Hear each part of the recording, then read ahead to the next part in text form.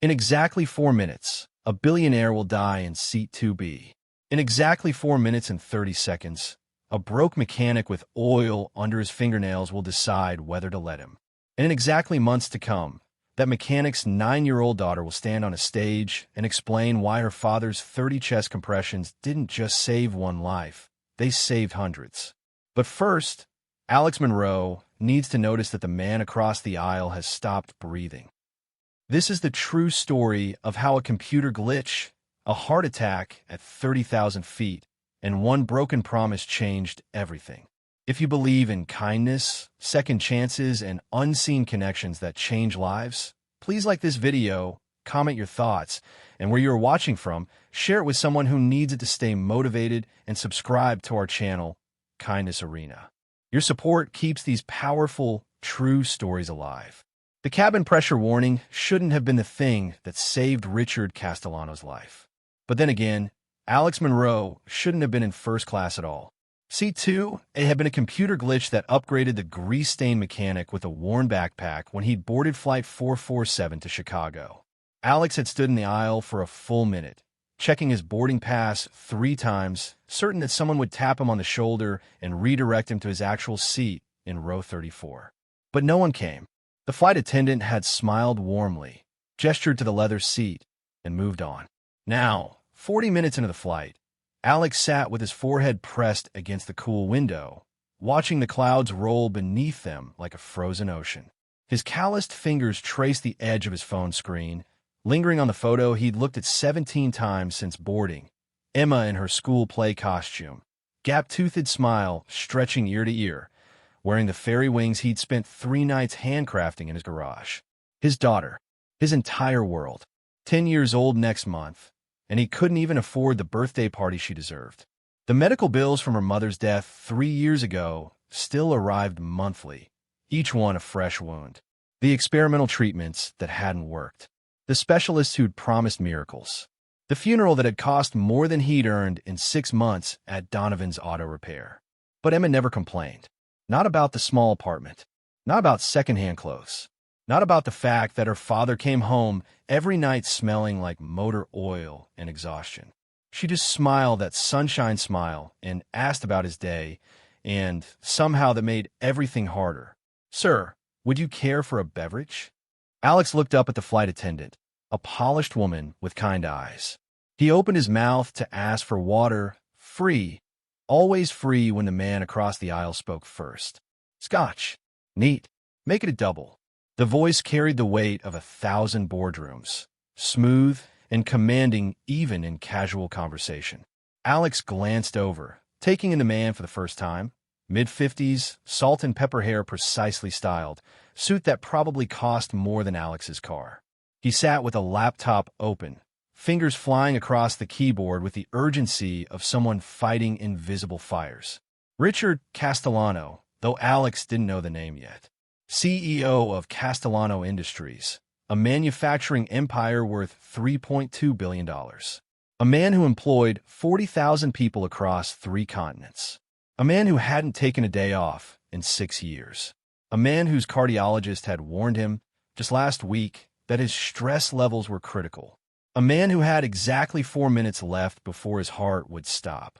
Alex accepted his water and returned to his window, to his thoughts of Emma's upcoming birthday and the overtime shifts he'd need to make it special. He was composing a mental list. Cake, decorations, maybe that art set she'd been eyeing at the store when he heard it.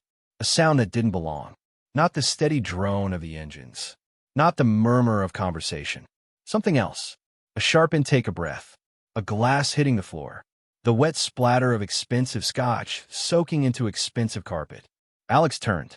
The CEO was slumped in his seat, face ashen, one hand clutching his chest. His laptop had slid to the floor. His eyes were open but unfocused, mouth working silently around words that wouldn't come. For one frozen moment, the cabin continued its normal rhythm. The flight attendant was 3 rows back, laughing at a passenger's joke. A businessman 2 rows up was on a phone call, oblivious. The elderly couple behind them slept peacefully. Nobody else had noticed. Alex's body moved before his mind caught up. 3 years ago, When Sarah had gotten sick, he'd taken every first aid course the community center offered. CPR certification, emergency response. He'd sat in those classes with desperate hope, thinking maybe, somehow, if he just knew enough, he could save her when the moment came. He hadn't been able to save Sarah, but he could save this stranger. "Sir." Alex was out of his seat, crossing the aisle in 2 strides. "Sir, can you hear me?" Richard's eyes rolled toward him, pleading and terrified. His lips had taken on a bluish tinge. His breathing came in shallow, desperate gasps. "Help!" Alex's voice cut through the cabin like a blade. "I need help. Medical emergency." The cabin erupted into chaos. The flight attendant sprinted forward, her training kicking in. Other passengers turned, some standing, some pulling out phones uselessly. Alex ignored all of it. He'd already lowered Richard's seat back, checking his airways, feeling for a pulse. Weak, thready, failing. "Is there a doctor on board?" The flight attendant was calling out, voice professionally calm, but eyes wide with fear. "We need a doctor." "I'm not a doctor," Alex said, his hands already positioned on Richard's chest. "But I'm CPR certified." His heart's failing. "We need to start compressions. Now." "Sir, you can't." "Watch me." The first compression felt like pressing against steel. Richard's eyes widened, then fluttered. Alex counted aloud, muscle memory from training taking over. 1, 2, 3, 4. 30 compressions. 2 rescue breaths. 30 more compressions.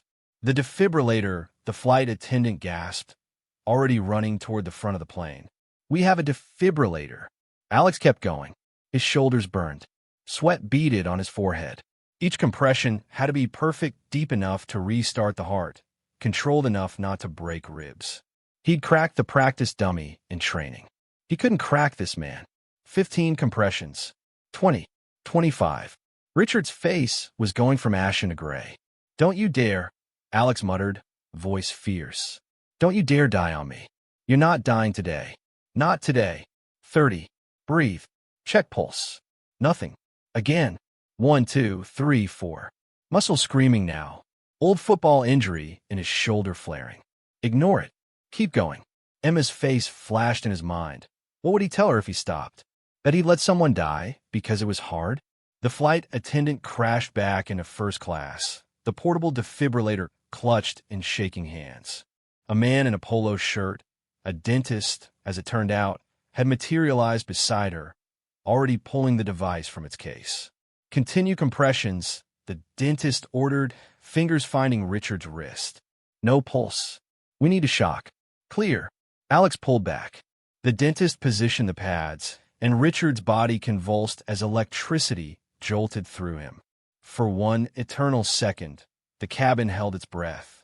The heart monitor on the defibrillator began its steady beep. "Weak, but there. A heartbeat." "We got a pulse," the dentist shouted. "Faint, but it's there." The flight attendant was already on the radio to the cockpit. "Emergency landing. Reroute to the nearest airport. Ambulance standing by." Alex sagged back into the aisle, his hands trembling, shirt soaked through with sweat. Richard's eyes fluttered open, confused and pain-filled but alive. His gaze found Alex's face and held there, recognition blooming in those fading eyes. He tried to speak, but the oxygen mask was already being fitted over his face. "Don't talk," Alex said softly, placing a steadying hand on the CEO's shoulder. "Just breathe. You're going to be okay. Just breathe." The plane banked sharply, beginning its descent. Outside the windows, the clouds rushed past with new urgency. Inside, Alex Monroe sat in the aisle of first class, hands still trembling, and thought about how strange it was how life could change in moments. How a computer glitch and a wrong seat and 30 compressions could alter the course of everything. He thought about Sarah, about all the times he'd wished he could turn back time, could do more, could save her. He thought about Emma, waiting for him in Chicago at his sister's house. He thought about overtime shifts and medical bills and the small, impossible dreams he'd given up on. He didn't think about the fact that he'd just saved one of the richest men in America. He didn't think about what that might mean, what might change. But Richard Castellano was thinking about it. Behind the oxygen mask, breathing slowly returning to normal, Richard was thinking about the man with oil under his fingernails who'd fought death itself to keep a stranger alive. The man who'd moved without hesitation, without thought for himself, driven purely by the conviction that a life, any life, was worth saving. The plane touched down at Milwaukee Mitchell International 23 minutes later. Paramedics boarded immediately, stabilizing Richard, transferring him to a stretcher. In the controlled chaos of the emergency response, Alex tried to fade into the background. He'd given his statement to the flight attendant, confirmed he was uninjured, provided his contact information because they'd insisted. Now he just wanted to disappear, to catch the next flight to Chicago, to get to Emma.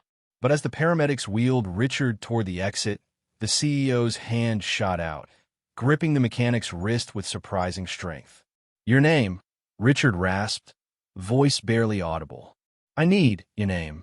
"Alex Monroe," Alex said simply. "But really you should rest." "Alex Monroe," Richard repeated, as if committing it to memory. His grip tightened. "I won't forget. I promise you, I won't forget." Then he was gone, wheeled into the ambulance, sirens already wailing. Alex stood at the plane's door, watching the flashing lights disappear into the afternoon rain, and felt an odd chill run down his spine. A promise from a dying man. He shook it off. The man was in shock, grateful. By tomorrow, he'd have forgotten all about the mechanic in seat 2A. Alex Monroe couldn't have been more wrong. The factory floor of Donovan's auto repair smelled like it always did: motor oil, rust, and the peculiar chemical tang of brake fluid. Alex knelt beside a '97 Honda Civic, his back aching from the awkward angle, fingers working to loosen a stubborn oil filter. The radio played classic rock at a volume that suggested the speakers had given up caring about sound quality years ago. "Monroe, you got a call." Alex didn't look up from his work. "Take a message, Jerry. Says it's urgent. Says it's about a flight." That made him pause. Alex wiped his hands on his already filthy work pants and hauled himself to his feet, joints protesting. 3 days since Milwaukee. 3 days since he'd save a man's life and then tried to forget about it. The airline had called once, thanking him, asking if he needed anything. He'd said no. He picked up the grease-smeared phone in the office. "This is Alex. Mr. Monroe." The voice was crisp, professional, and female. "My name is Catherine Shun. I'm the executive assistant to Richard Castellano. I believe you're acquainted." Alex's stomach did a strange flip. "Is he okay? Did something?" "Mr. Castellano is recovering well, thanks to you."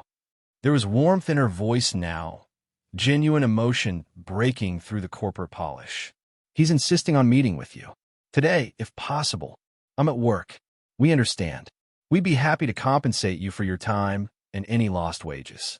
Mr. Castellano is quiet, determined. Alex glanced around the shop. Jerry was already giving him curious looks. 2 other mechanics had stopped working, pretending not to listen. "Look, I appreciate the thought, but I really don't need—" "Mr. Monroe." Catherine's voice softened. "He hasn't stopped talking about you. He wants to thank you properly. Please, just one meeting. An hour of your time." Something in her voice got to him. Not the professionalism, but the humanity underneath it. "Where and when?" "We'll send a car to pick you up from Donovan's Auto Repair at 5 p.m. Is that acceptable?" Alex looked down at his oil-stained hands, his worn work boots, the tear in his shirt pocket. "I'm not exactly dressed for. You're perfect as you are. 5 p.m., Mr. Monroe." The line clicked dead. The Blacktown car that arrived at 5 p.m. looked like it had been imported from a different dimension. It gleamed in the setting sun, completely out of place among the dented pickup trucks and rust-bucket sedans that littered Donovan's parking lot. Jerry whistled low when Alex climbed into the back seat. "You rob a bank or something, Monroe?" "Something like that," Alex muttered. The drive took 40 minutes, cutting through the city's industrial heart and emerging into a neighborhood where the houses had names instead of numbers. They pulled up to a property surrounded by high walls, passed through a gate operated by a guard who nodded respectfully, and rolled to a stop before a mansion that made Alex's entire apartment building look like a garden shed. Catherine Shun met him at the door. She was younger than her voice suggested, maybe 35, with dark hair pulled into a severe bun and eyes that seemed to see through people.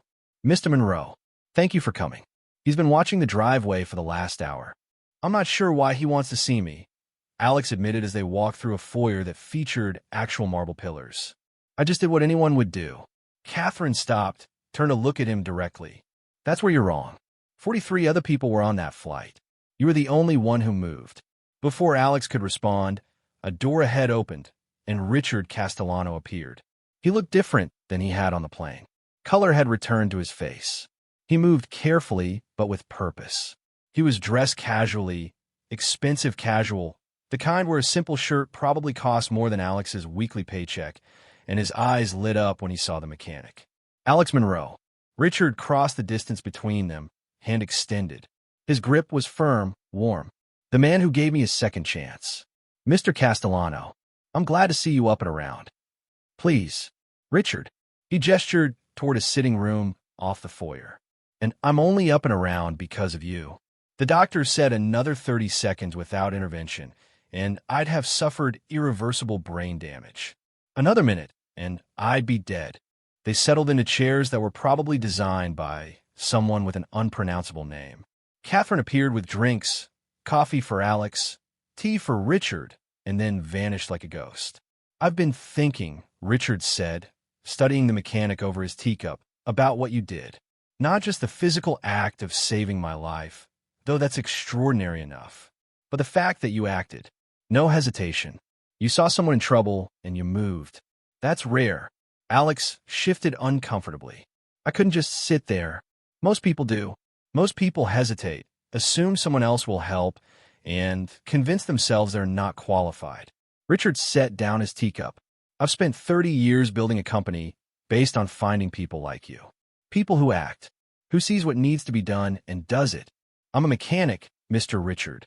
I fix cars. You're more than that. I've spent the last 3 days learning everything I can about you. Richard pulled out a tablet, tapped the screen. Alex Monroe, 38 years old, widower, single father to Emma Monroe, age 9. Graduated top of your class from trade school.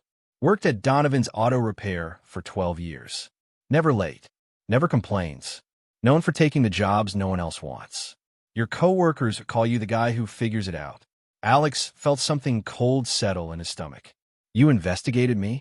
I wanted to understand. Here's what I found. A man with extraordinary potential working a job that pays $22 an hour. A man who commutes 90 minutes each way because it's the only shop that would hire him with flexible hours for Emma. A man drowning in medical debt from his wife's treatment. Debt that would take 30 years to pay off at his current salary. Richard leaned forward. I also found a man who won the State Innovation Scholarship at 17 and turned it down to care for his dying mother. A man who had a full ride to engineering school and gave it up when his girlfriend got pregnant. Every choice you've made, Alex, has been for someone else. That's what parents do, Alex said quietly. That's what good parents do. That's what exceptional people do. Richard set the tablet aside. I want to offer you something. A chance to stop sacrificing. A chance to build instead of just survive. Mr. Castellano, Richard, please. Alex stood, unable to sit still anymore. Richard, I appreciate this really, but I don't need charity. I saved your life because it was the right thing to do. Not because I expected something in return. This isn't charity. Richard stood as well, and there was steel in his voice now, the tone of a man used to getting what he wanted. Castellano Industries is opening a new advanced manufacturing facility here in the city. We need someone to head the technical operations division. Someone who understands machinery, understands problem solving, understands people. The salary is $195,000 annually, with full benefits, education assistance for Emma, and a signing bonus that would eliminate your medical debt. The room spun. Alex gripped the back of the chair. $195,000? You saved my life. Let me change yours. I'm not qualified for something like that. I don't have a degree. I don't know anything about running a division. You know how things work. You know how to lead by example. The rest we can teach. Richard's eyes were intense, unwavering. I didn't get to where I am by playing it safe, Alex. I got here by recognizing talent when I see it. You have something that can't be taught, the ability to assess, to act, to inspire trust in crisis. That's worth more than any degree. Alex's mind raced. $195,000. Emma could have everything: better school, art classes, that summer camp she'd mentioned. The medical bills would be gone. They could move out of that apartment with the broken heater and the neighbors who fought at 2 a.m. Emma could have a childhood that wasn't defined by lack. But it was too much, too fast, too good to be true. "I need time to think," Alex said. "Of course." Richard pulled a card from his pocket, pressed it into Alex's hand. "Take all the time you need." "But Alex," he paused at the doorway, "your daughter deserves to have her father's talent recognized. She deserves to see what I see, that you're capable of extraordinary things." Alex didn't go home right away. The town car dropped him at a park near his apartment, and he sat on a bench as the sun set, Richard's card burning a hole in his pocket. $195,000. He could give Emma everything: dance lessons, art supplies, college fund, a house with a yard where she could play, security, stability, hope. But what if he failed? What if he took this opportunity and proved unequal to it? What if he let down not just Richard, but the 40,000 people whose livelihoods depended on Castellano Industries? What if he succeeded? His phone buzzed. A text from his sister, Michelle, who watched Emma while he worked. "Emma made you a picture. She says it's you being a superhero." A photo loaded, Emma's crayon drawing of a stick figure with a cape, helping another stick figure. In a child's uneven handwriting, "My daddy saves people." Alex stared at the picture for a long time. Then he pulled out Richard's card and made the call. Emma pressed her face against the window of their new apartment, breath fogging the glass as she watched the moving truck pull away. "Dad, there's a playground. With swings. Real swings, not the broken ones." Alex set down the last box, Emma's toys, the only ones that had survived the fire at their old place 2 years ago, and walked over to his daughter. She was practically vibrating with excitement, her gap-toothed smile so wide it looked painful. "Want to try them out after we unpack?" he asked. "Yes." "Can Lily come?" "She lives in 4B, and she has a rabbit named Professor Whiskers, and she says I can meet him tomorrow." And Emma paused for breath, then threw her arms around Alex's waist.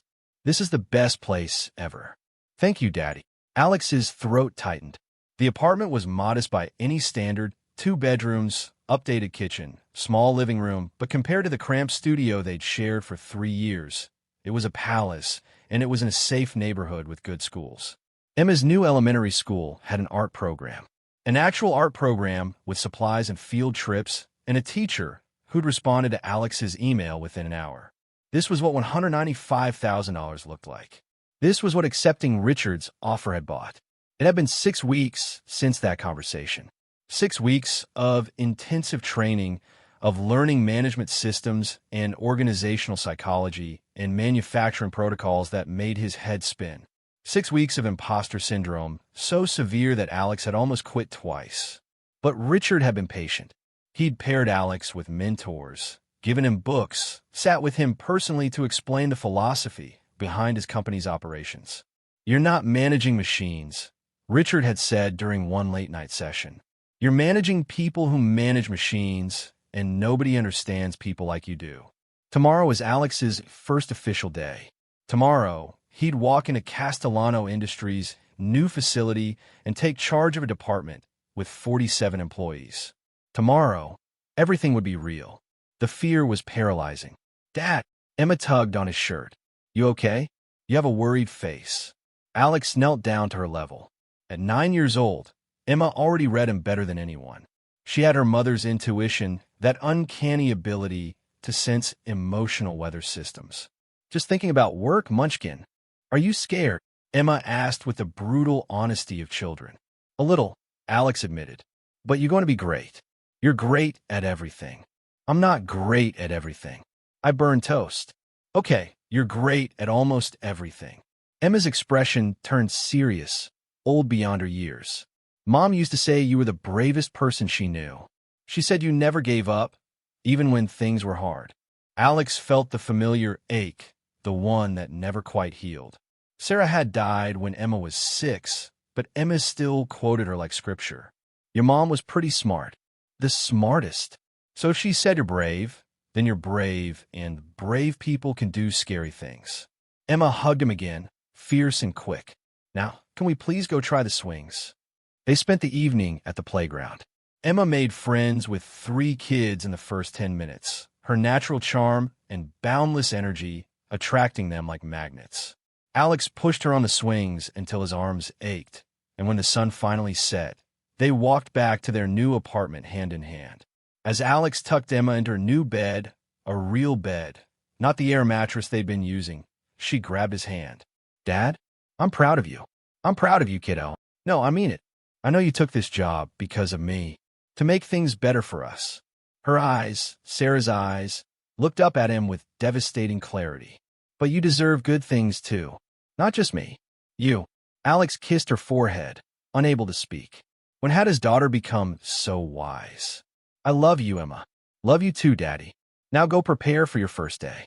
And don't worry, you're going to be amazing. The facility was enormous. Alex stood in the parking lot at 6:30 a.m., staring up at the glass and steel structure that housed Castellano Industries' newest operation. Trucks rumbled past. Early shift workers nodded as they walked by, and somewhere inside that building, 47 people were waiting to meet their new department head. His phone buzzed. A text from Richard. Remember, they need you as much as you need them. Lead with honesty. Another buzz. Michelle, you've got this, little brother. Make and wonder why they didn't hire you years ago. Another. Jerry from Donovan's. Still can't believe you're a corporate suit now.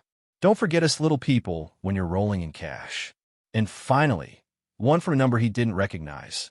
This is Catherine, Mr. Castellano's assistant. He wanted me to remind you that he believes in you. Also, there's coffee in your office. The good kind. Alex pocketed his phone and walked toward the entrance. The lobby was pristine, modern furniture, company values etched into a glass wall, a receptionist who smiled like she meant it. Alex's ID badge was ready, his name printed neatly. Alex Monroe, Director of Technical Operations. Director. He was a director. The elevator ride to the 4th floor felt like ascending to another planet. His reflection in the polished doors showed a man in clothes he still wasn't comfortable wearing: pressed slacks, button-down shirts, actual leather shoes instead of work boots. His hands were clean, nails trimmed, no trace of motor oil. He looked like he belonged. He didn't feel like he belonged. The doors opened. Catherine Chun stood waiting, tablet in hand, expression warm. Good morning, Mr. Monroe. Are you ready? Honestly? No. She smiled. Good. That means you understand the responsibility. Come on, let's introduce you to your team.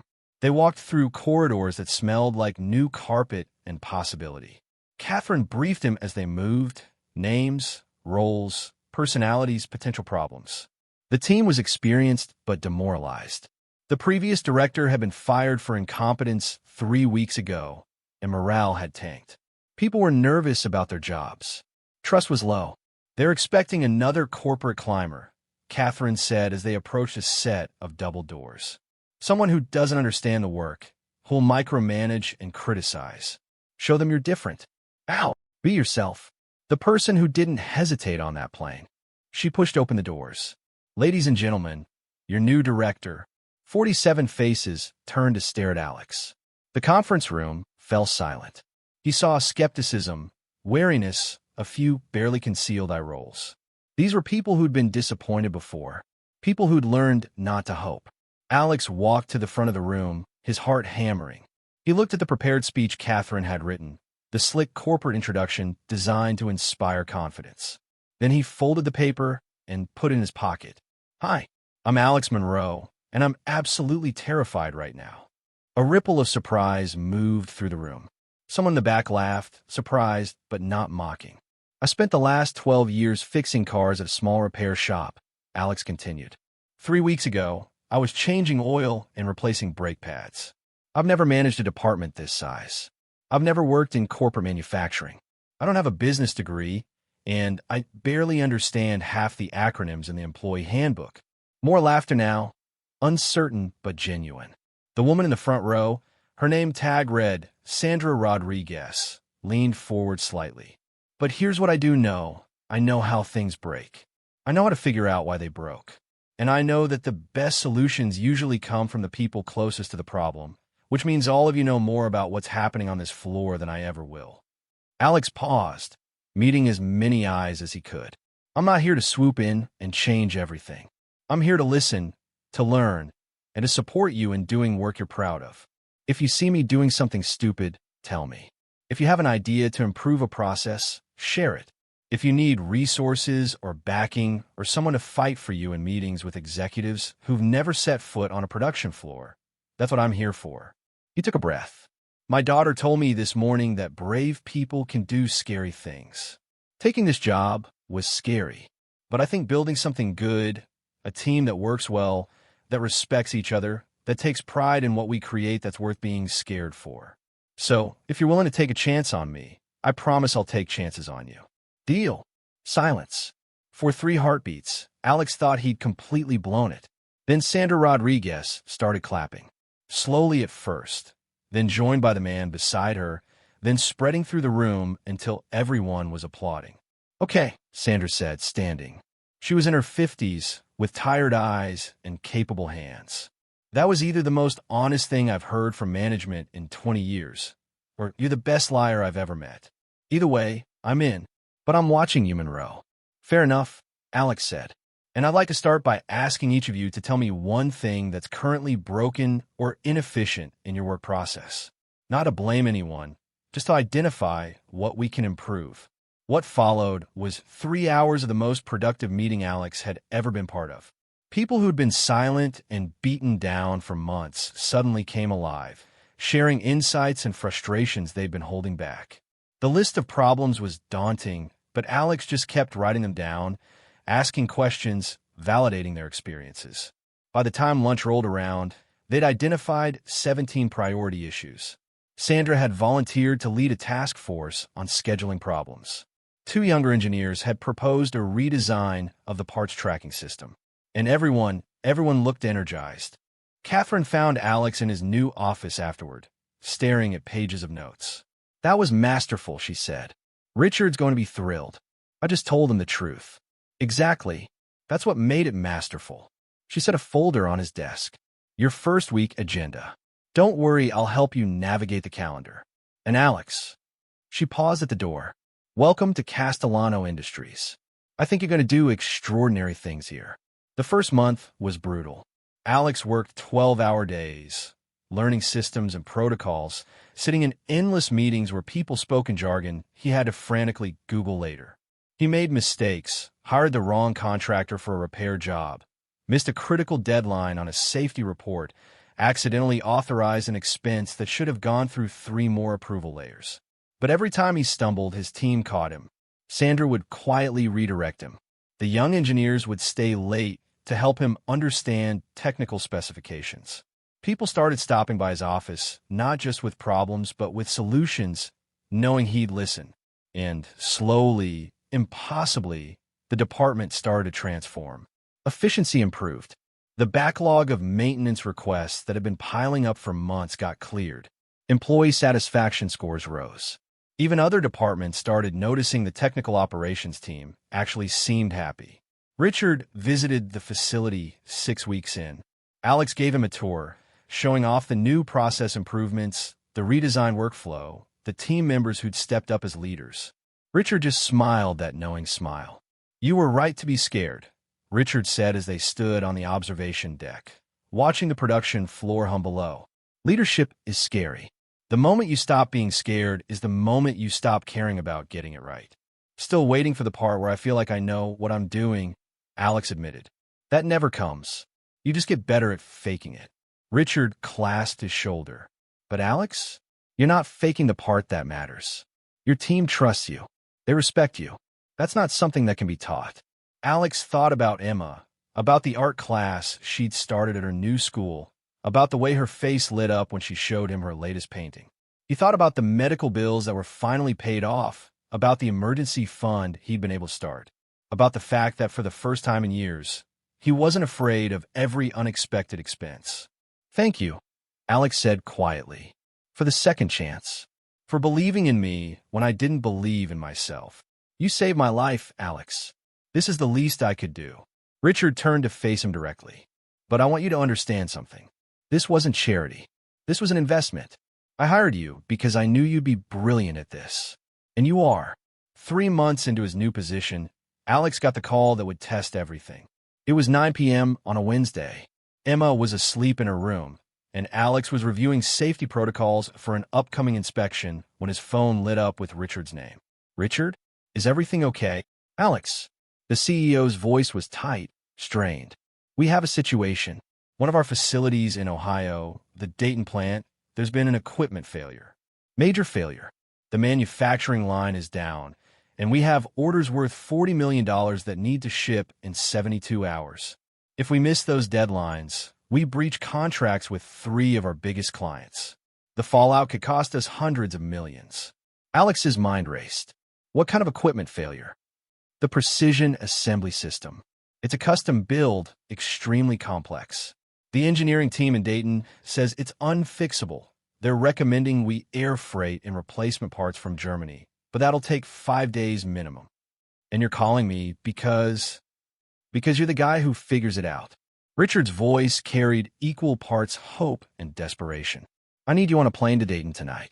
I need you to see if there's any way to repair it, to jury-rig something, to do whatever it takes to get that line operational. I know it's asking a lot. I know it's not technically your department. But Alex, I wouldn't ask if I had any other option. Alex looked toward Emma's room. He'd been there for every bedtime this week. They'd been building a routine, stability. How long would I be gone? Maybe 3 days. Maybe a week. However long it takes. A pause. I'm sorry, Alex. I know this is asking you to sacrifice again. If you can't, I'll do it. Alex heard himself say. Text me the flight details. I'll be there. He called Michelle, who agreed to stay with Emma. Then he went to his daughter's room, sat on the edge of her bed, and gently woke her. Emma, sweetheart, I need to talk to you. She blinked sleepily. Dad? What's wrong? Nothing's wrong, but I have to go away for a few days.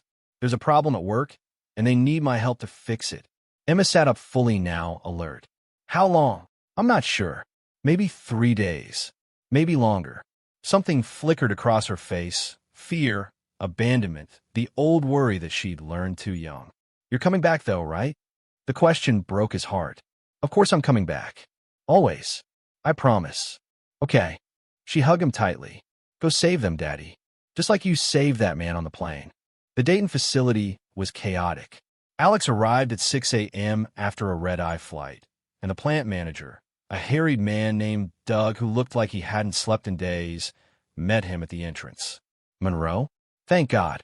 Richard said you were some kind of wizard, but I gotta be honest, I don't see how anyone fixes this mess. Doug led him to the production floor, where a massive assembly system sat silent and dead. Engineers clustered around it, faces grim. Alex set down his bag and approached. Talk me through what happened. For the next 2 hours, Alex listened and observed. The system was indeed complex, a custom-built machine that coordinated 17 different manufacturing processes simultaneously. The failure had occurred in the central control module, a proprietary computer system that synchronized everything. When it crashed, it had corrupted the backup systems too. The engineers had tried everything. Factory reset, component replacement, reinstalling the software from archived copies. Nothing worked. The system's dead, one engineer said, a woman named Patricia who looked ready to cry from frustration. We need replacement parts from the manufacturer in Germany. There's no other way. Alex studied the machine, his mechanics instincts kicking in. He'd spent 12 years diagnosing problems that seemed unfixable, looking past the obvious to find the hidden cause. Can you show me the error logs from when it first crashed? Patricia pulled up screens of code, diagnostic reports, error messages that scrolled for pages. Alex stared at them, looking for patterns. And then he saw ETA timestamp discrepancy. The system had crashed at 3:47 a.m., but the error logs showed the backup failure occurring at 3:46 a.m. The backup failed first, Alex said slowly, before the primary system. That doesn't make sense unless something caused both failures simultaneously, Patricia finished, catching on. But what could do that? Alex looked at the physical setup, the machinery, the wiring, the industrial environment. When did you last update the cooling system for this equipment? Doug checked records on his tablet. Never? This line just came online 4 months ago. The cooling should be fine. Should be. But if this equipment runs hotter than specs, if the ventilation isn't adequate. Alex was already moving, following the power cables, checking the environmental controls. And there was a ventilation duct that was partially blocked by construction materials from a recent renovation. The system overheated, Alex said. Slowly, over weeks, running just hot enough to degrade the control modules. When the primary system finally crashed from heat damage, the backup, which had been cooking in the same environment, was already compromised. That's why factory resets don't work. The hardware itself is damaged. Patricia's eyes widened. But if that's the problem, then replacement parts from Germany won't help unless we fix the cooling issue first. And even if we do, we still need new control modules, which puts us back at the 5-day timeline. Not necessarily. Alex was thinking now, the problem-solving part of his brain fully engaged. The control modules are proprietary, but the underlying components are standard industrial computers. If we could rebuild the modules using off-the-shelf parts, reprogram them with a backup software. That's insane, Doug interrupted. That system took engineers 6 months to build. The calibration alone. I'm not saying it'll be easy, Alex cut in. I'm saying it's possible. Impossible is all we've got right now. He turned to Patricia. Can you give me the technical specifications for those control modules?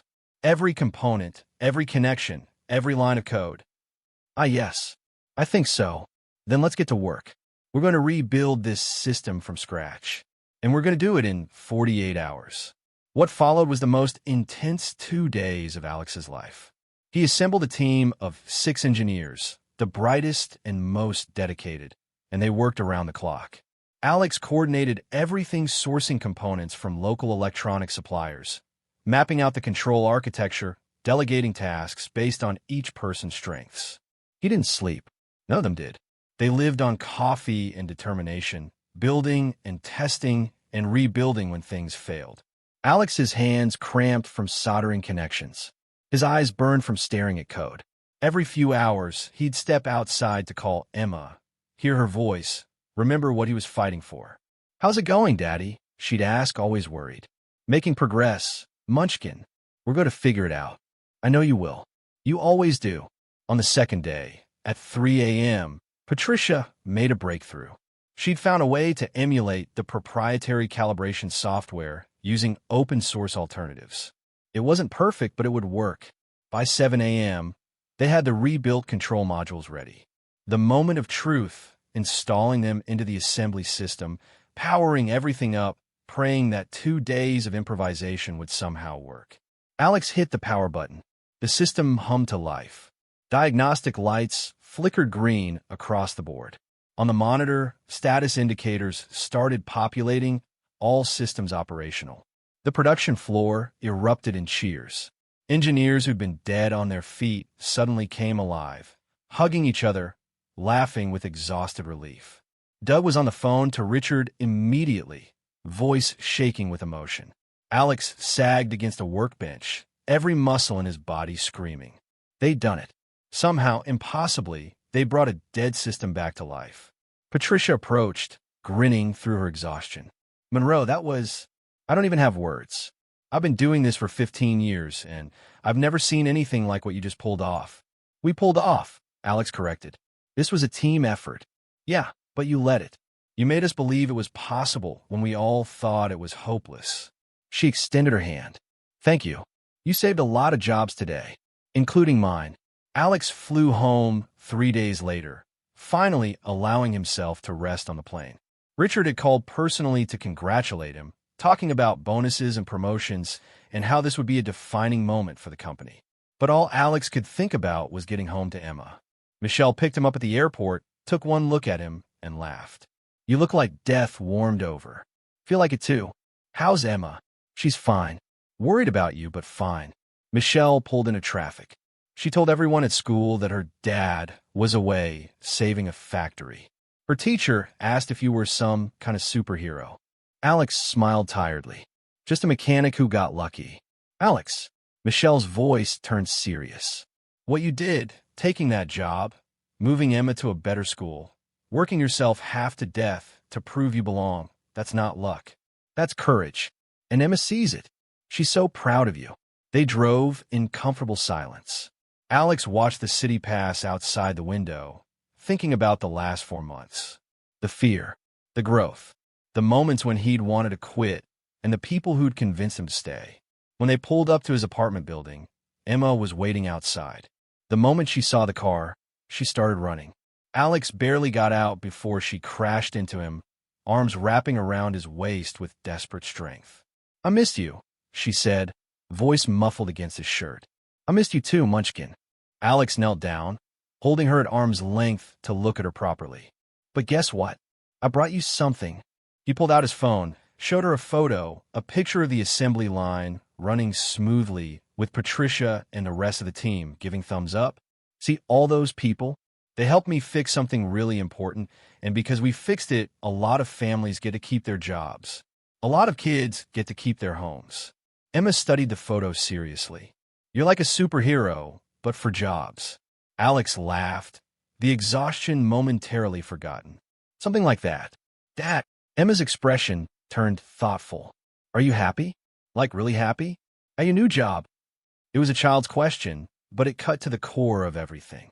Alex thought about Sandra and her task force, about Patricia and the impossible repair, about the emails he'd been getting from team members sharing ideas and successes, about the fact that for the first time in his adult life, he felt like he was building something that mattered. "Yeah, Emma, I really am." "Good, because you deserve to be happy too, not just me." She took his hand. "Now, come on. Aunt Michelle made dinner, and if we don't get inside soon, she'll eat all the good parts." As Alex walked into the building, hand in hand with his daughter, he thought about that flight 4 months ago, about the computer glitch that had put him in first class, about the 30 compressions that had saved a stranger's life, about all the tiny coincidences and choices that had led to this moment. Richard Castellano had promised not to forget. He'd promised to change Alex's life, but he'd done more than that. He'd reminded Alex who he was capable of being. A man who acted, a man who led, a man who could face the impossible and figure it out, a man his daughter could be proud of.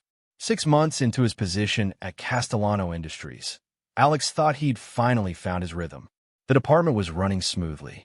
Employee retention was at an all-time high. Production metrics had exceeded targets for 3 consecutive quarters.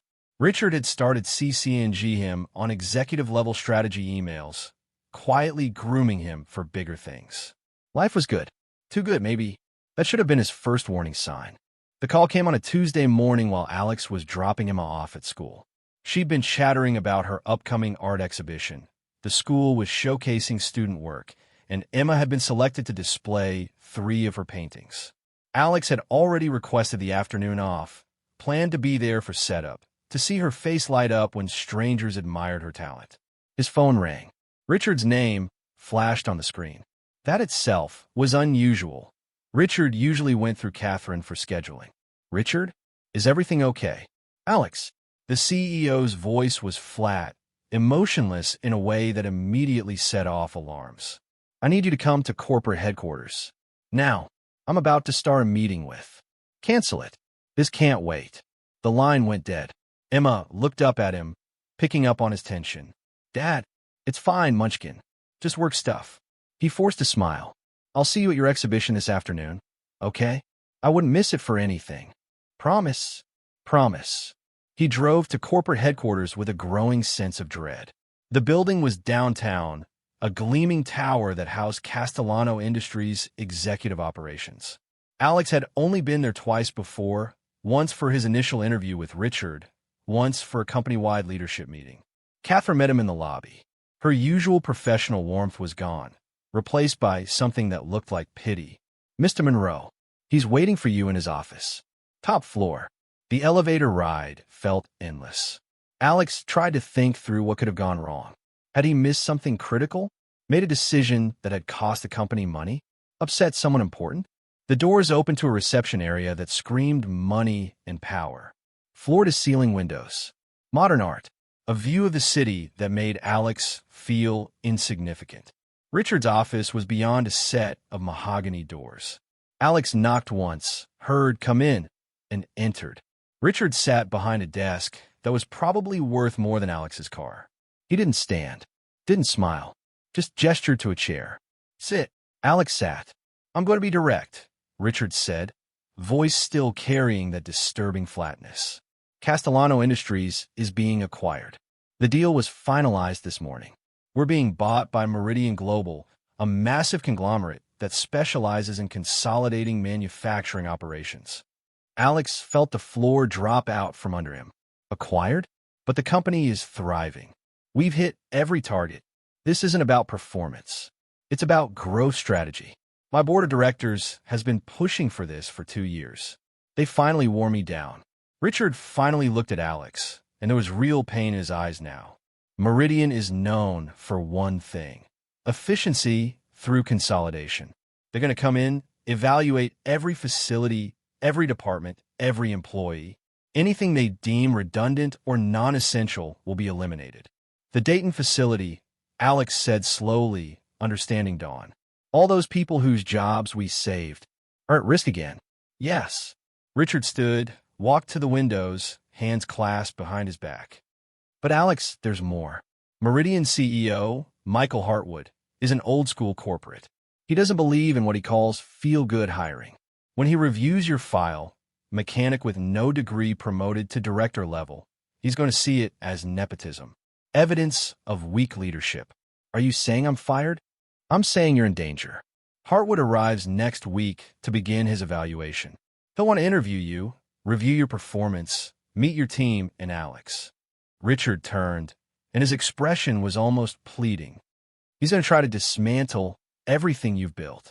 Not because you're doing a bad job, but because you don't fit his narrow definition of who should be in leadership. Alex felt anger rising, hot and sudden. So, what am I supposed to do? Just quit? Walk away from my team? For people who depend on me? No. You fight. You show him what I already know, that you're one of the most talented leaders in this company. You document every success, every improvement, every metric that proves your value. Richard crossed to his desk, pulled out a folder thick with papers. I've already started. Performance reviews, employee satisfaction scores, efficiency improvements, financial impact analyses. It's all here. Alex took the folder, felt its weight. And if that's not enough, Richard's silence was answer enough. Alex returned to his facility in a daze. He called Catherine from the parking lot, told her he couldn't make the afternoon leadership meeting. Then he sat in his car, head against the steering wheel, trying to process everything. Emma's art exhibition. He'd promised. He checked his watch. It's 1:15 p.m. The exhibition setup started at 2 p.m. If he left now, he could make it. Could be there for his daughter like he'd promised. But his phone was already buzzing. Sandra Rodriguez, his lead supervisor. Then 2 more team members. They'd heard something. Rumors were spreading. People were scared. Alex closed his eyes. Thought about Emma's face if he showed up. Thought about his team's faces if he didn't address their fears. Leadership is scary, Richard had said once. The moment you stop being scared is the moment you stop caring about getting it right. He texted Michelle. Can you go to Emma's exhibition? Emergency at work. I'll explain tonight. Her response came immediately. Of course. But Alex, she'll be heartbroken. I know. He walked into the facility and called an all-hands meeting. 47 faces looked at him expectantly. In 6 months, Alex had built trust with these people. They'd followed him through process improvements and late nights and seemingly impossible challenges. Now, he had to tell them their jobs might disappear. Thank you all for coming on short notice, Alex began. His voice felt mechanical, disconnected from his body. I need to tell you something, and I need you to hear it from me before you hear it from anyone else.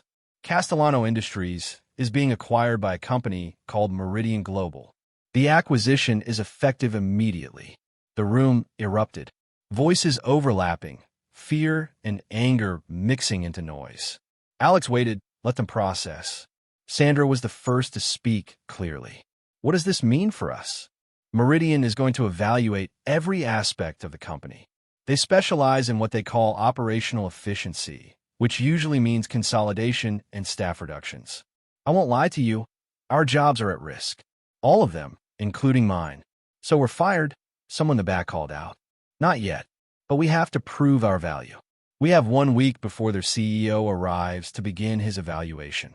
1 week to document everything we've accomplished, to show metrics and improvements and why this department is essential. Alex paused, choosing his next words carefully. I know this is scary. I'm scared too. But I also know that we're a damn good team. And I'm going to fight for every single one of you. Patricia raised her hand. What can we do? Work together. Compile data on our productivity improvements. Document cost savings. Get testimonials from other departments about our impact. Show them that this team isn't just good, we're irreplaceable. The meeting ran 2 hours. By the end, they'd formed task forces, divided responsibilities, created an action plan. People left looking determined rather than defeated, and Alex felt a flicker of hope. Then he checked his phone and saw 17 missed calls from Michelle. 3 voicemails. Multiple texts. The most recent one just said, "Call me now." His hand shook as he dialed. "Alex." Michelle's voice was tight, with barely controlled emotion. "Where are you?" "At work. There was an emergency meeting." "What's wrong?" "Emma's art exhibition." "You didn't show up." Alex's stomach dropped. "I texted you to go." I explained. "I went, Alex. I was there." Michelle's voice broke. "But Emma kept asking where you were. She saved you a seat in the front row. She kept looking at the door. And when it was time for the students to talk about their work, when Emma had to stand up and talk about the painting, she made a painting of you and her. She started crying. In front of everyone. The world tilted. No. She's devastated, Alex. She's locked herself in her room and won't talk to anyone. She said you promised. That you never break promises. I'll come home right now. I'll explain." "Explain what?" "That work was more important than she was." Michelle's anger finally broke through. "I know that's not true. I know you were dealing with something critical. But Alex, she's 9 years old. She doesn't understand corporate acquisitions and department evaluations. She just knows her dad wasn't there when he said he would be." Alex was already grabbing his keys, heading for his car. "I'm coming home. Tell her I'm sorry. Tell her. You tell her." "And Alex, you'd better have a good explanation. Because right now, you're breaking her heart." The drive home took 20 minutes and felt like 20 years. Alex's mind raced through possible explanations, apologies, anything that would make this right. But every scenario felt hollow. He'd broken a promise to his daughter. Nothing else mattered. Michelle met him at the door. She looked tired and sad. "She's in her room." "Alex, go easy. She's really hurt." Emma's door was closed. Alex knocked softly. "Emma? Munchkin, it's Dad. Can I come in?" Silence. "I know you're mad at me. You have every right to be. But please let me explain. Please let me apologize." More silence. Then, so quietly he almost missed it, the doors unlocked. Alex pushed open the door. Emma sat on her bed, still in her art exhibition dress, mascara-stained tears on her cheeks. She wouldn't look at him. "Emma, I'm so sorry. There was an emergency at work." "There's always an emergency." Her voice was flat, dead. "There's always something more important." "That's not true. You're the most important thing in my life. You always have been. Then why weren't you there?" Now she looked at him, and the pain in her eyes was devastating. "You promised, Dad. You said you wouldn't miss it for anything. I made a painting of us, of you teaching me to ride a bike. Because that's my best memory, you being there for me. And I want to tell everyone about it, about how great my dad is. But you weren't there." Alex knelt beside her bed, tears burning in his own eyes. "You're right. I broke my promise, and there's no excuse good enough for that. But Emma, I need to explain something to you, and I need you to understand." He told her everything. About the acquisition, about the threat to everyone's jobs, about the 47 people who depended on him, who had families and kids of their own, about the choice he'd had to make, be there for one person who loved him or be there for dozens who needed him. "I chose wrong," Alex finished. "I should have been there for you. Should have found another way. But I was scared, and I panicked, and I made a terrible decision. And I'm so sorry." Emma listened silently, processing. When she finally spoke, Her voice was small but steady. Are you going to lose your job? Maybe. I don't know. And all those people they'd lose their jobs to? Probably. Emma wiped her eyes, smudging the mascara further. That's not fair. You worked so hard. You made everything better there. They can't just fire everyone. Sometimes life isn't fair, Munchkin, but you fight anyway. Emma's expression shifted, her mother's determination suddenly visible in her young face. That's what you always taught me. When things are hard, you don't give up. You figure it out. Emma. She grabbed his hand. I'm still mad at you. Really mad. And I'm going to be mad for a while. But Dad, you have to save those people's jobs. All of them. You have to show that means CEO guy that you're amazing and that your whole team is amazing. Even if it means missing more of your stuff. Emma hesitated, then nodded slowly. Even then. But Dad, when this is over, when you've won and saved everyone, you owe me. Big time. Like Disney World level owes me. Alex laughed through his tears and pulled his daughter into a hug. Deal. Disney World, here we come. Promise? I promise. And this time I won't break it. Michael Hartwood arrived on a Monday morning in a black SUV that looked like it was designed to intimidate. He was exactly what Alex expected. Mid-60s, steel gray hair, suit that screamed power, eyes that evaluated everything in terms of profit margins. Alex met him in the lobby, hand extended. Mr. Hartwood, welcome to our facility. Hartwood's handshake was perfunctory, dismissive. Monroe, let's make this quick. I have 11 other facilities to evaluate this week. The tour was brutal. Hartwood asked pointed questions designed to trap, to expose weakness. He challenged every decision Alex had made, questioned every expense, scrutinized every hire. He spoke to employees with barely concealed contempt, treating them like interchangeable parts rather than people. By lunch, Alex wanted to punch him. Your department shows improved efficiency, Hartwood said as they sat in the conference room, reviewing reports. But your staffing costs are 23% higher than comparable operations. Explain. We invest in people, Alex said evenly. Training programs, professional development, competitive wages. It costs more upfront, but pays off in retention and productivity. Our turnover rate is half the industry average, which means you're overpaying for labor that could be easily replaced. Hartwood made a note on his tablet. Sentimentality is expensive, Mr. Monroe. Businesses don't succeed by being nice. They also don't succeed by burning through employees and destroying morale, Alex countered. Sir, with respect, this team has accomplished things that any competent team could accomplish with proper management. Which brings me to my next question. Hartwood leaned forward. Your background, 12 years as a mechanic, no college degree, suddenly promoted to director. Explain that trajectory. Here it was, the trap Alex had been expecting. I saved Richard Castellano's life. He gave me an opportunity based on skills that don't show up on a resume. Problem-solving, leadership, the ability to assess situations quickly and act decisively. So nepotism. So recognition of talent. Hartwood smiled, sharp and unpleasant. Mr. Monroe, I've reviewed your files. I've seen your metrics. You're clearly intelligent and hardworking. But this position requires more than good intentions. It requires strategic thinking, financial acumen, and the ability to make difficult decisions about resource allocation. Tell me, if I asked you to reduce your department's costs by 30%, how would you do it? It was a test. A trap. Alex knew what Hartwood wanted to hear, that he'd cut staff, reduce training budgets, squeeze efficiency from fewer people working longer hours. Alex also knew that was exactly the wrong answer. I wouldn't, Alex said. Hartwood's eyebrows rose. Excuse me. I wouldn't reduce costs by 30% because doing so would destroy everything this team has built.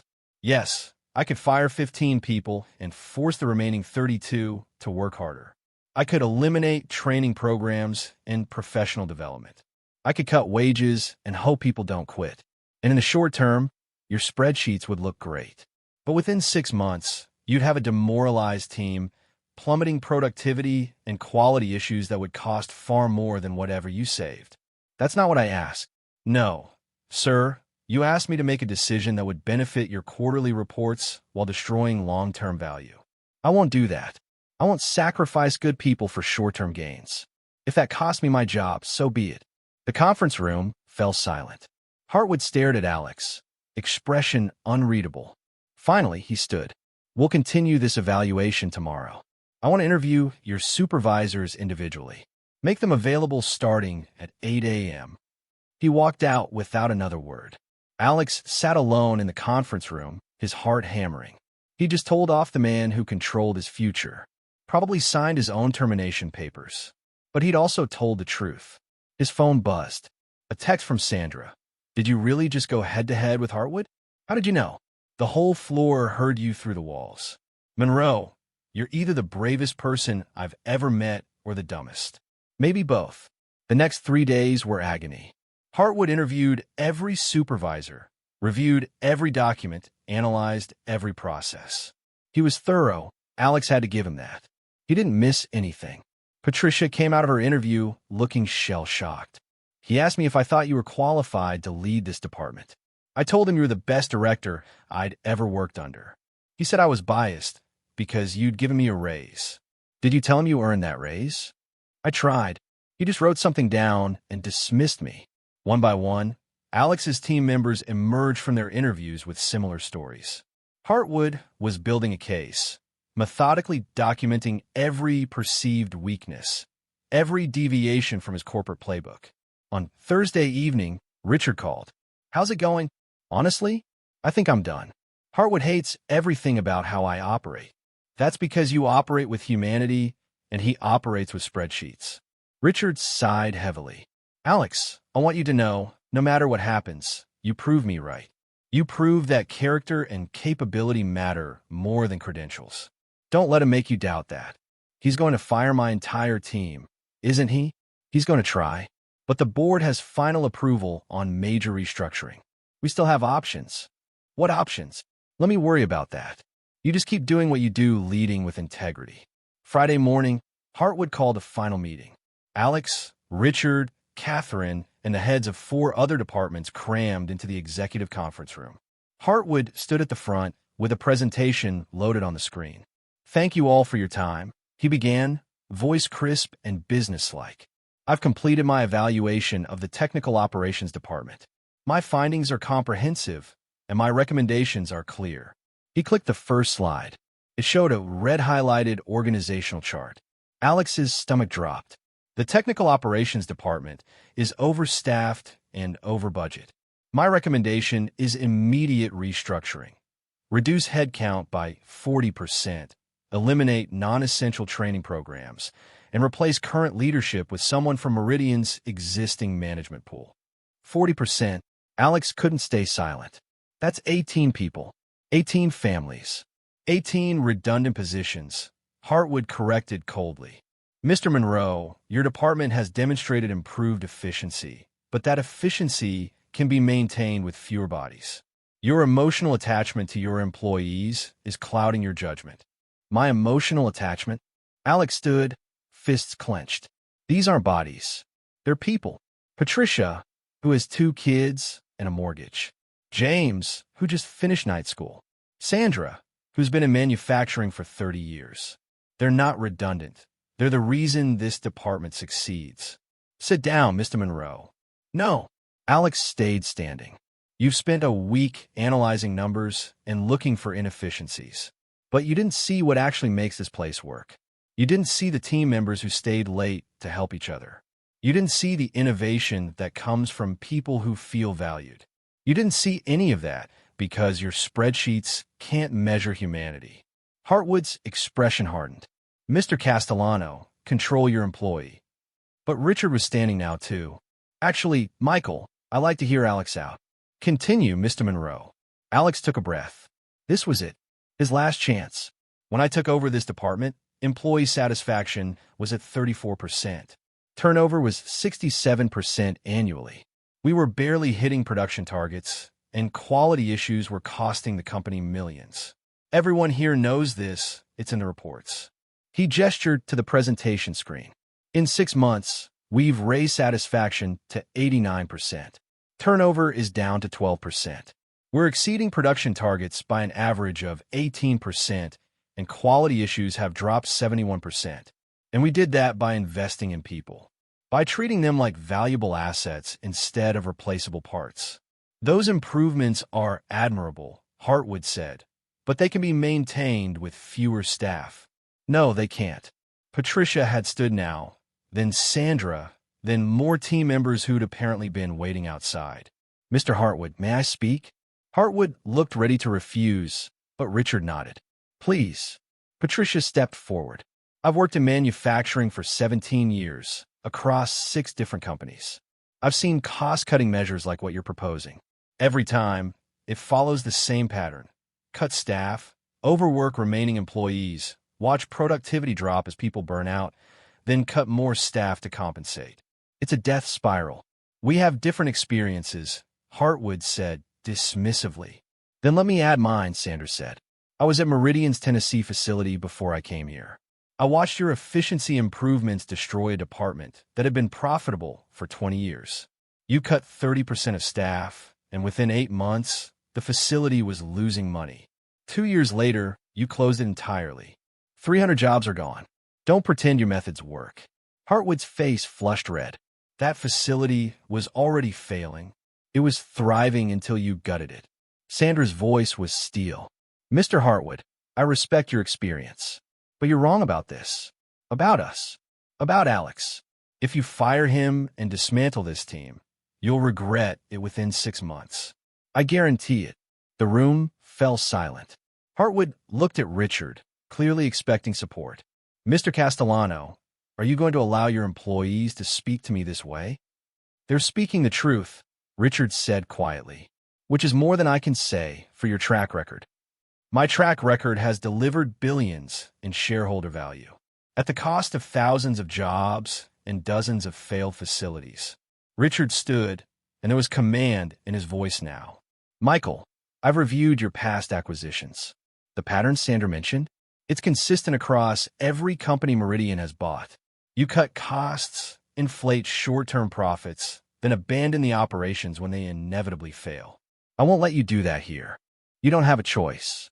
The board approved the acquisition. They did not approve specific restructuring plans. And as a former CEO with a seat on the new board, I'm exercising my right to challenge your recommendations. Richard walked to stand beside Alex. This department stays intact. Alex Monroe remains director. And if you have a problem with that, take it up with the full board. I'll be happy to present my findings about your previous successes. Hartwood's jaw tightened. For a moment, Alex thought he might explode. Then he gathered his materials with sharp, angry movements. Fine, we'll let the board decide. But Castellano, you're betting your reputation on a mechanic with no degree in a department that's propped up by artificial metrics. When this fails, and it will fail, remember that I warned you. He stormed out. The door slammed behind him. The conference room erupted. Team members cheering, shaking hands, hugging. Alex stood frozen, trying to process what had just happened. Richard had gone to war for him, risked his own standing to protect Alex's team. Why? Alex asked when the noise died down. Why put yourself at risk like that? Richard smiled, and it was the warmest Alex had ever seen.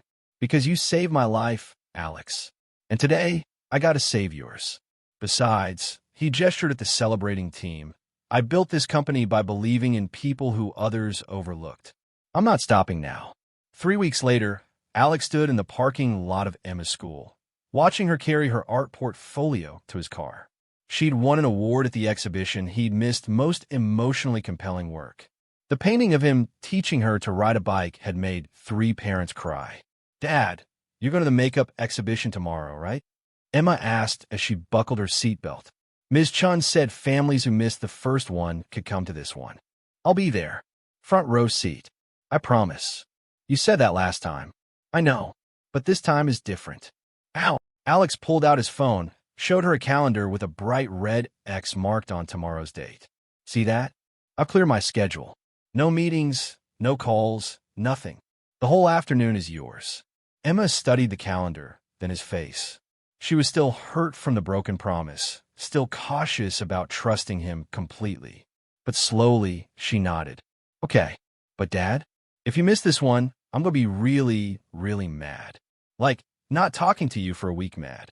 Understood. And if I miss it, I'll deserve it. They drove home in comfortable silence. Alex's mind wandered to the board meeting that had happened yesterday.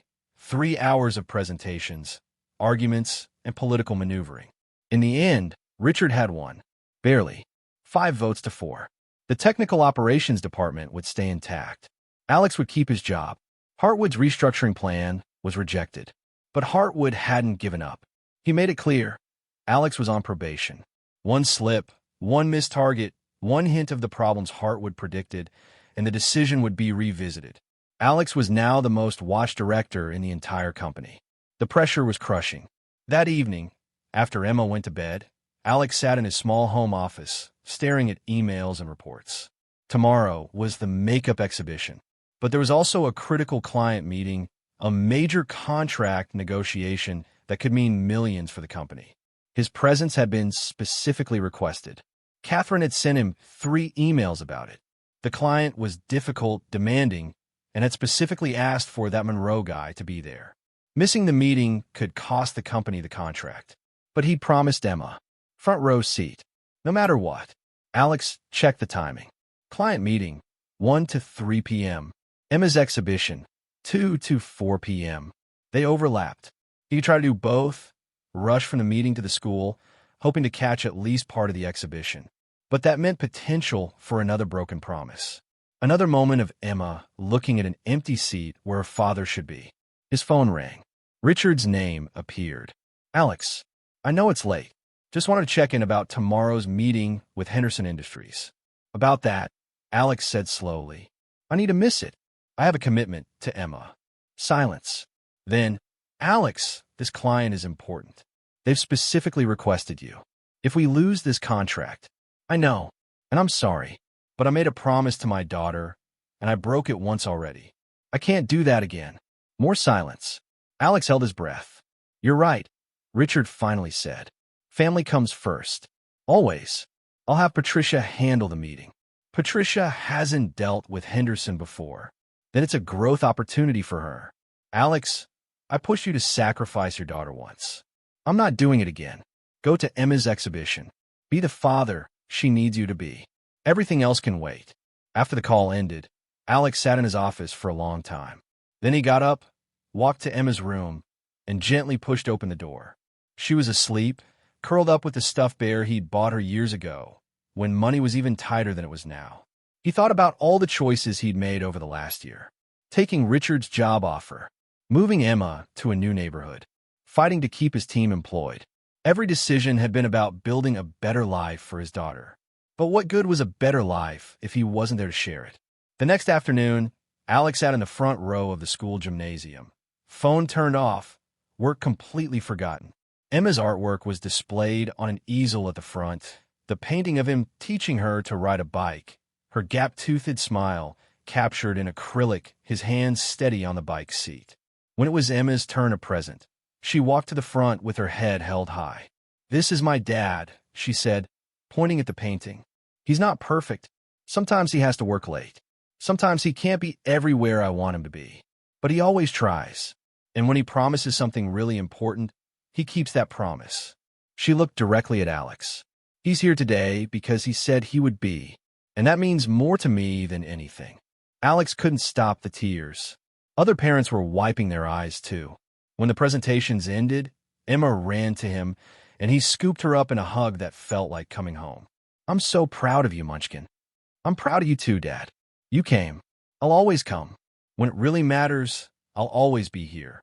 That evening, after ice cream and a trip to the park, after Emma finally fell asleep clutching her exhibition ribbon, Alex's phone buzzed with a text from Patricia.